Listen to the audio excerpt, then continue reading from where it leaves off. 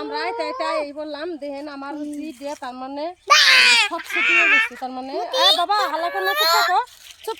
থাকো বেটা বাবা এটা আছে এটা কেরা হয়েছে না ঘুমাইছে যেটি এনে আমার নানি আসলে তো ঘুমাই রয়েছে তো এই যে নানির কবর তা আমি আসলে তো আহি না তো আপনারা আমার ভিডিওর মাধ্যমে কই যে কবর পাড়া আহান না আহান না কেন আমি জানি তো আজকে আপনার দেখাবার জন্য যেই মানুষটা আমার ছোটো থাকে তার মানে হাত ধরে দেখাইছে যে এটা এই বস্তু বা এই এটা এমনি করে আঠার লাগে এটা এই রাস্তা বা আমার হাত ধরে যে শিখাইছে তার কথাই কইতেছি এটা আসলে আমার নানি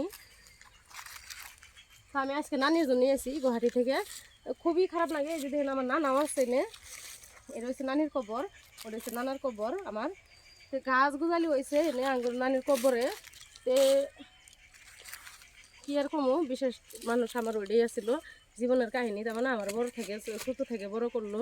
আর পালানালা করে বড় করছে বিয়ে দিছে তো এই মানুষটা যেদিন তো নাই আমার মনে করি এই দেশে কেউ নাই তারপরেও দেখেন যে 1 বছর ওই জায়গায় 2 বছর পরে আহি তা আমার নানির বেশি দিনও নাই 2 বছর হবো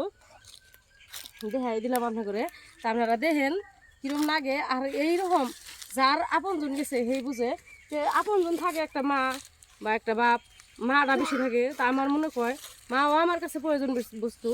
তাছাড়া নানি আমার কাছে বেশি বেশি প্রয়োজন নানি যেহেতু আবার বড় করছে আর পালছে তেল হয়েছে কাহিনী দেখাইলাম আশা করি আপনাদের ভালো লাগবে দেখে